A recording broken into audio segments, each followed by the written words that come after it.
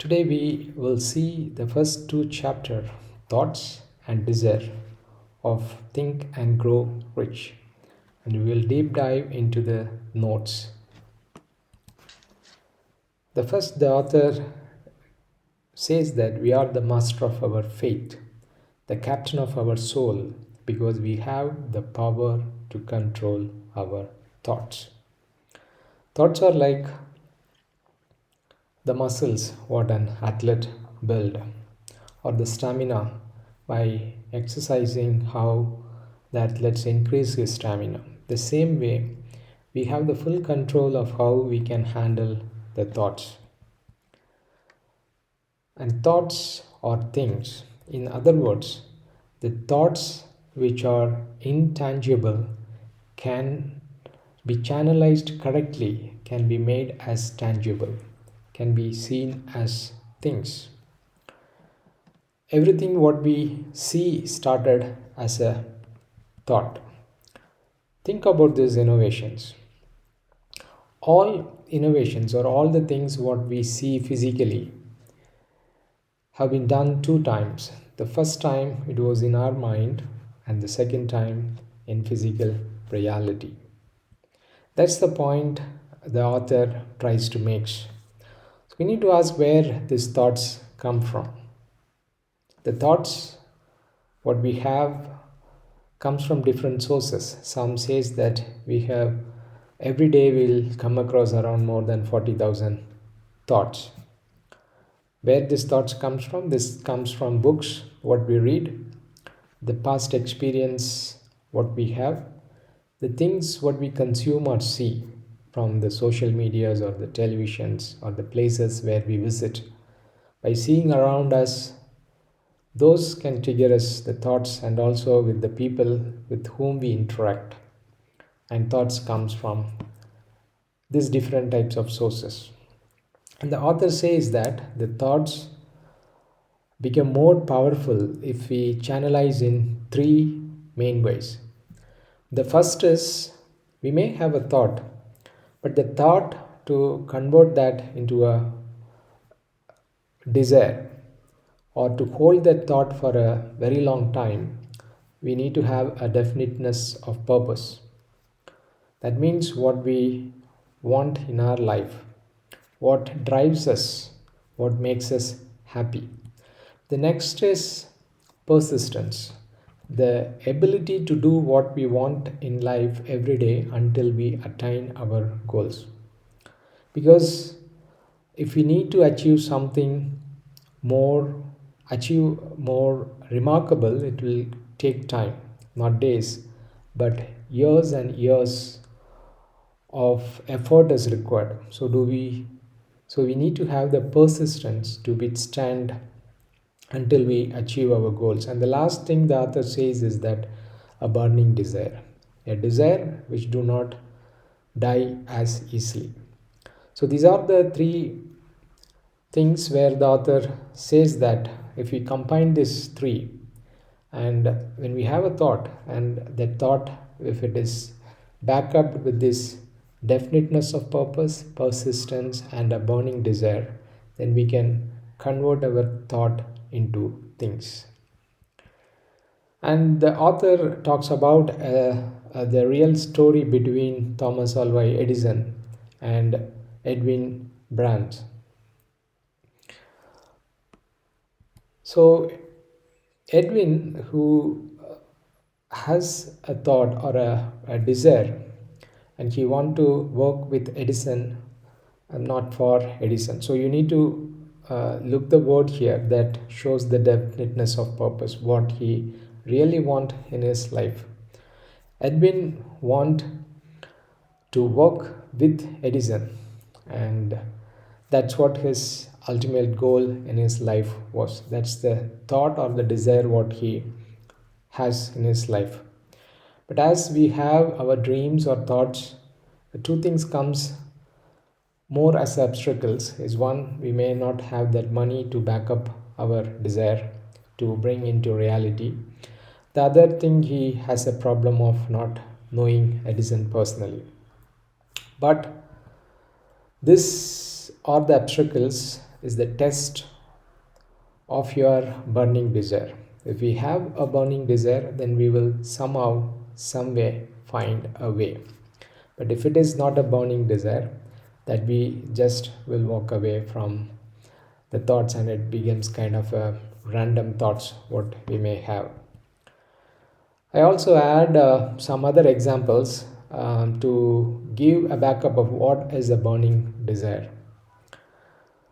Tim Ferriss wrote this book called 4 Day a Week, and he used to send a newsletter, 5 Bullet Friday newsletter, every Friday, and he was sending this continuously for the last 10 years.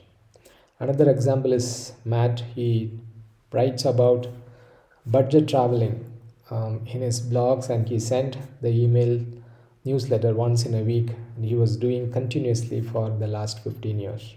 Think about that. Something which you are passionate about, you have the burning desire, then that fuel will never die, and you will be able to continuously do this for a very long period of time. That's what we need to note from these examples, whether to know that is our desire is a burning desire, and will we be able to withstand for a very long period of time for what we are going after in our life. We need to take some time and we need to address that issues. If not, we are going to not make it till the end. And the author says that the majority of them quits by seeing temporary defeats. That's what, when we do not have a burning desire, any obstacles comes in between, we will be easily giving up. But when we have a burning desire, we will go the extra mile and make sure that we will walk till the end until we achieve our goals. And the author says that before success comes in any man's or woman's life, he is sure to meet much temporary defeats and perhaps some failure. When defeat overtakes a man or a woman, the easiest and the most logical thing to do is to quit. I'll repeat that.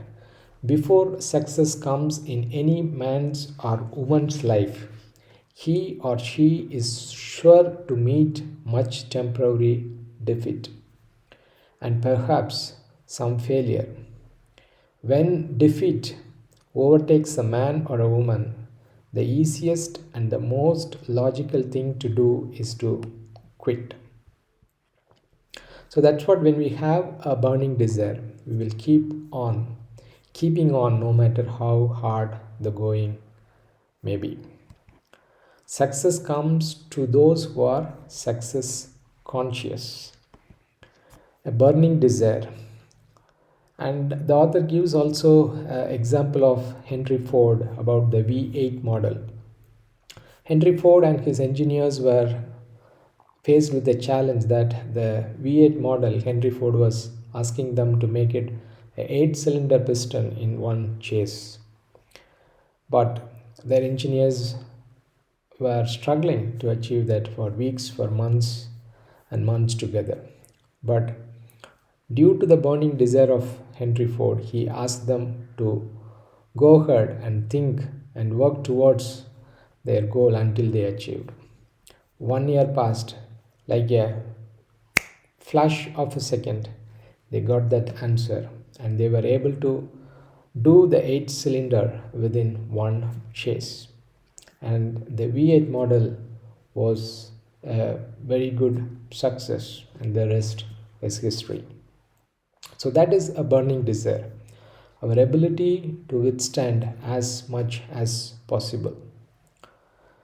Knowing what one wants and why you started in the first place, that will help us to stand for a long time until we achieve our goals. And in Edwin's life, he determined to remain ready until he got that which he was seeking. That is another important thing to note in this first and the second chapter, is that we always think that when opportunities comes, I will be ready. But ideally, we need to be make ready ourselves. Then once the opportunity comes, we will be get seized to this. And Brands know what he wanted and the determination to stand by that desire until he realized this. So he was able to meet Edison and he was given some opportunity to work in his office, some menial works, but he know his long-term goals. He want to become associated with Edison and he was preparing for that on the way and he was keeping an eye. And the day has come that one of the invention of Edison's, the other marketing people were hesitant to take it to the world, and Edwin jumped in and he took that opportunities and started to sell that product. And it was famously mentioned that made by Edison and installed by Brands. That's the story.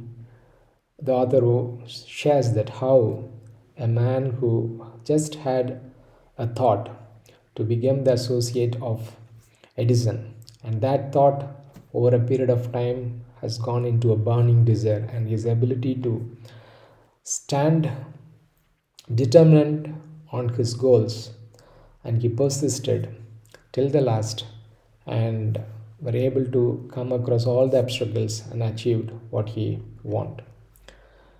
We are the master of our fate, the captain of our soul, because we have the power to control our thoughts. So the author also gives some scientific example of what this thought is all about. And he says that the thought is a form of energy vibrating at a higher speed.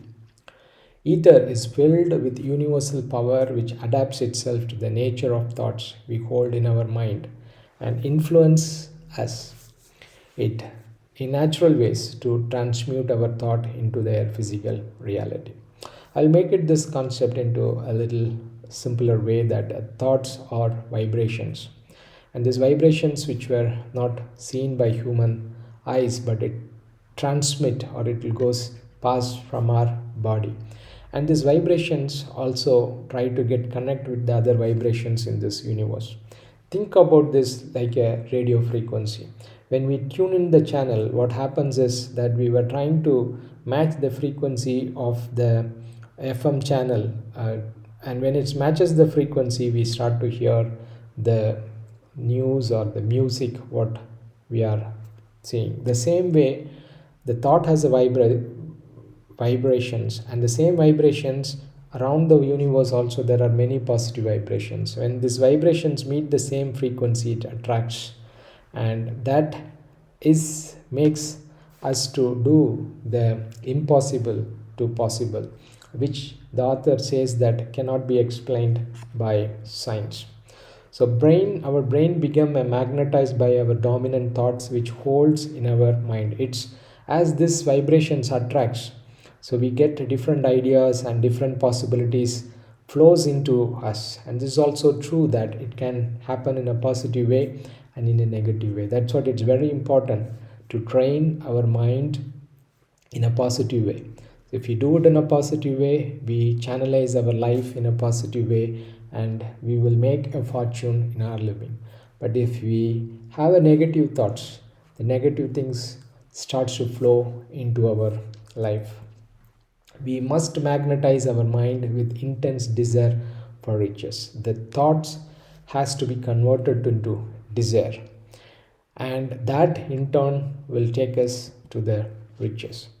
So as per the author, the desire is not a hope, it is not a wish, it was a keen pulsating desire which transcends every definite. So we need to have a dominant desire, placing all our energy, all our willpower, all our effort, everything back of that single goal, and we will be achieving that goal. And the author gives one more story about a general who were leading his army. He was landed in an enemy territory, and he first thing he asked his soldiers to burn the ships, and then he gave the order that now you have seen the ship has gone into smoke. We have only two options in life. One is either we win the battle or we are going to perish. So that is the burning desire. There is nothing else. Go for what you want in life. And finally, the author closed with the 6 way to turn your desire into goal. It is very important, so you need to give more attention to this. The first is, fix your mind the exact amount of money you desire. It is important that whatever your desire and your goal is to achieve, you need to equivalent to that, you need to give money to that. Why that is, I'll give an example. For example, if I say that you need to have a big amount of wisdom that cannot be visualized physically, but money can be visualized. If you say that I need $1 million, that can be visualized. That's what the author here says, that it need to be, you need to put it as a equivalent money what you will get when you achieve your goals. The second is, determine exactly what you intend to give in return of that money. There is nothing called free in this world. If you need to get something, you need to pay something. So what you are going to give, what is your service you render to this world, what business you will render to this world, and that you need to be very clear on that. That's the second point. And the third is to give a definite date. From 5 years now or 10 years now, example 31st of December 2030, I will be achieving this goal. So you need to give a very definite date, month and a year when you will be achieving your desire. And the fourth is to create a plan and carry out your desire and begin at once, whether you are ready or not, to put the plan into action. That is very important. Whoever have started, you take any big corporates, any superstars in sports, everyone started as an amateur. So we need to start somewhere, and we need to start it today, and every day we need to take some action to achieve this goal. That is very important to keep the momentum. And finally, the fifth point is to summarize all this first, second, third and fourth point into a statement. The amount of money you intend to acquire, name the time limits of its acquisition, state what you intend to give in return of the money, and describe clearly the plan through which you intend to accumulate it. It's very important you have this one paragraph statement, and with that statement you read that every day before you go to your bed and once upon waking up in the morning. So this is the summary of the first two chapter of Think and Go Rich, Thoughts and Desire. And we will see in the next video about the third chapter of this book. Thank you.